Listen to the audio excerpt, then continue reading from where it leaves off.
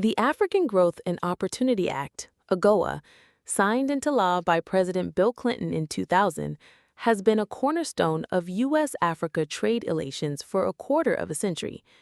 As a unilateral trade preference program, it provides eligible African nations with duty-free access to the American market for thousands of products. AGOA was designed not only as a tool of economic partnership, but also as a vehicle for encouraging market reforms, political stability, and stronger ties between Africa and the United States. Now, with its expiration date looming in September 2025, the question of renewal has become urgent. The debate is no longer confined to tariff schedules and export quotas. It has evolved into a broader discussion about the future of commercial diplomacy, critical minerals, and the global balance of economic power. If the program is not renewed, or if it is inadequately restructured, the consequences will ripple far beyond trade statistics, potentially reshaping Africa's geopolitical orientation and America's ability to secure resilient mineral supply chains. This article explores 5 critical questions surrounding AGOA's future: the strategic role of African countries in mineral supply chains, AGOA's impact on mining, the importance of renewal for long-term diplomacy, the alignment with U.S. foreign policy, and what an AGOA 2.0 could look like. To understand the stakes of AGOA's renewal, one must look at the extraordinary mineral wealth of the African continent. Out of 33 countries currently eligible to participate in AGOA, a significant portion are richly endowed with minerals essential to the modern economy: lithium for batteries, cobalt for electronics, uranium for nuclear power, and rare earth elements for defense and clean energy technologies. Countries such as the Democratic Republic of the Congo, DRC, Madagascar, Malawi, Mozambique, Namibia, South Africa, Tanzania, and Zambia are not just mineral producers, they are pivotal to the reorganization of global supply chains. In the last decade, China has consolidated its dominance in mineral extraction and processing, prompting the United States and its allies to seek diversification. Africa stands at the center of this strategy. Recent exploration trends underscore this reality.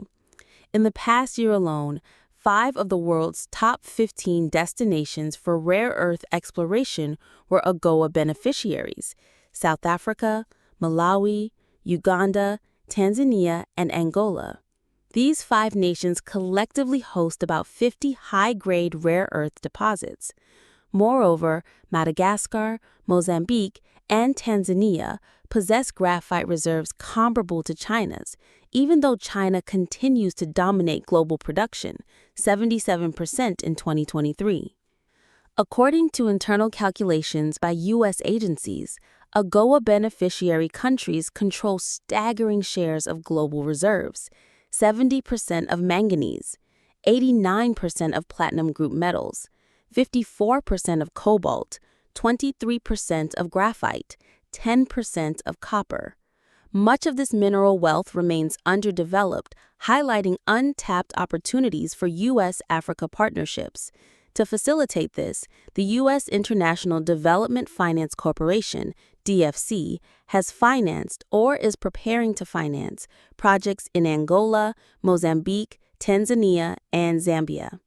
These initiatives aim to reduce dependence on China while fostering new avenues of growth in African economies. Q2. What is AGOA's impact on critical minerals supply chains? On the surface, AGOA does not directly revolutionize the mining industry.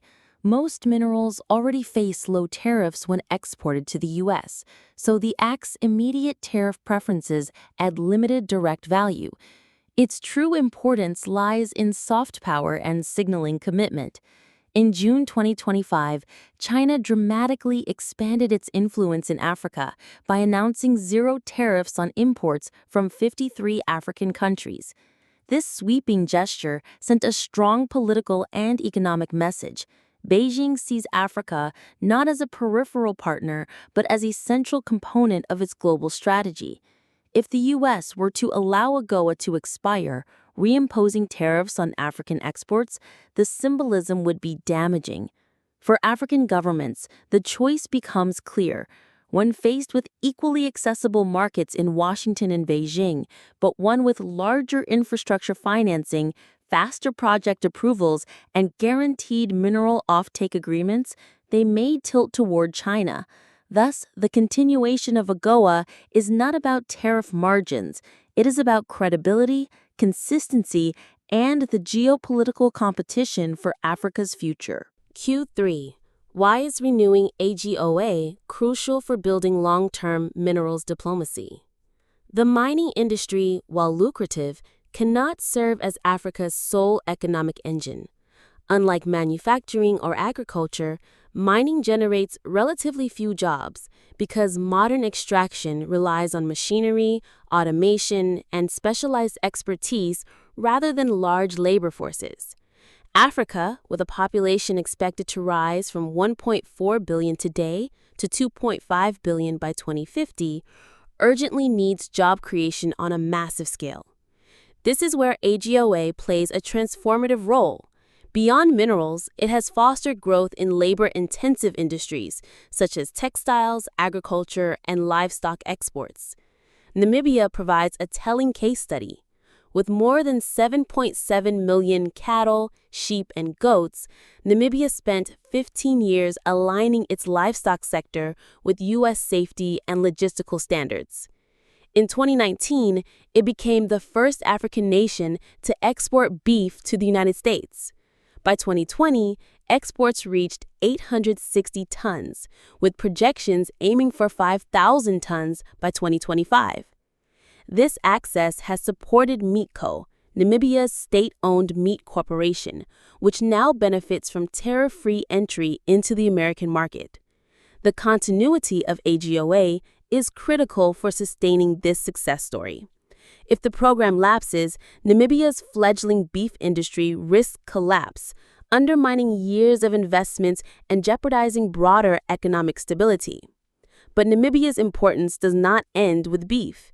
It holds the world's fourth largest uranium reserves and is on track to become Africa's third largest lithium producer by 2026.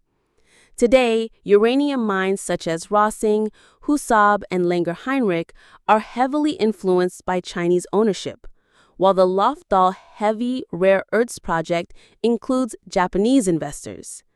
By failing to renew AGOA, the United States risks pushing Namibia further into China's orbit, weakening future opportunities for strategic minerals partnerships. Zambia offers another critical example. The U.S. recently opened its first-ever commercial service office in Lusaka and launched a tripartite alliance with Zambia and the DRC to strengthen battery supply chains. Yet frustrations among Zambians are growing. Despite being a copper powerhouse, the economic benefits of mining have not adequately reached the broader population. By expanding U.S. investments in agriculture, textiles, and manufacturing, Washington could help Zambia diversify its economy, improve livelihoods, and build goodwill. Here, AGOA's preferential trade terms act as a vital incentive, making continued renewal essential. Without AGOA, African nations might recalibrate their diplomatic strategies towards China, which already dominates infrastructure, trade, and mining. Beijing's combination of financing, infrastructure development, and guaranteed offtake contracts offers immediate appeal to African governments. The expiration of AGOA would weaken Washington's hand, undermining decades of relationship building. Q4. Is AGOA congruent with the Trump administration's Africa approach? Since 2016, U.S. policy toward Africa under President Donald Trump has increasingly prioritized commerce over aid. A pivotal moment was the creation of the U.S. International Development Finance Corporation, DFC, in 2018, which quickly became an instrument for supporting mineral investments. A 2023 review of the President's Advisory Council on Doing Business in Africa, PAC-DBI, originally an Obama-era initiative, revealed that the Trump administration convened more meetings than either Obama or Biden. This reflects a shift. Washington's engagement with Africa is no longer framed around humanitarian aid, but around strategic economic diplomacy. One striking example is the Minerals for Security initiative. In recent years, Congolese President Felix Tshisekedi proposed granting U.S. companies greater access to the DRC's mineral wealth in exchange for security cooperation. This proposal materialized in June 2025 when the DRC and Rwanda signed a peace agreement in Washington, D.C., facilitated by U.S. diplomacy. Following this, the DFC announced financing for two critical mineral projects in sub-Saharan Africa, framing them as central to America's energy, defense, and technology supply chains. Yet here lies the policy dilemma. AGOA is a unilateral trade preference program, whereas the Trump administration has leaned toward reciprocal, bilaterally beneficial agreements. Balancing these two approaches, preferential trade on one hand, negotiated bilateral deals on the other, will define the administration's Africa strategy moving forward. If AGOA is to remain relevant, it must evolve. Analysts increasingly argue for a hybrid framework, one that retains unilateral trade preferences but ties them to investment incentives that encourage capital flows into Africa's mining and industrial sectors. One useful precedent is found in the Inflation Reduction Act's Section 30D tax credit, which provided up to $7,500 for electric vehicle buyers if the batteries were sourced from specific countries. For example, graphite mined in Mozambique but processed in Louisiana qualified for the credit, benefiting both Mozambique's economy and U.S. supply chain security. Though this provision was later eliminated, it demonstrated how tax-based incentives could connect trade benefits with strategic mineral sourcing. An AGOA 2.0 could adopt a similar approach, retain duty-free access for African exports, introduce tax incentives for U.S. companies investing in African mineral projects, ensure offtake agreements direct minerals toward U.S. and allied processing facilities, expand benefits beyond mining to include defense, semiconductors, and energy sectors. Such a framework would not only strengthen Africa's development, but also provide the United States with more secure and diversified mineral supply chains. In the meantime, however, continuity is key. Allowing AGOA to lapse, even temporarily, would send the wrong signal and could accelerate African alignment with Beijing. Conclusion. The debate over AGOA's reauthorization is not merely about tariffs or trade statistics. It is about whether the United States can sustain credibility in Africa at a time of fierce competition with China. The continent's critical minerals, cobalt, lithium, rare earths, uranium, and platinum, are central to the industries of the future, from renewable energy to advanced defense systems. But minerals alone cannot drive African prosperity. AGOA's greatest value lies in fostering economic diversification, helping African nations grow labor-intensive sectors that create jobs while simultaneously enabling the U.S. to deepen its minerals diplomacy. By combining trade preferences with strategic investment incentives, AGOA 2.0 could secure mutual benefits, ensuring Africa's economic resilience and America's resource security.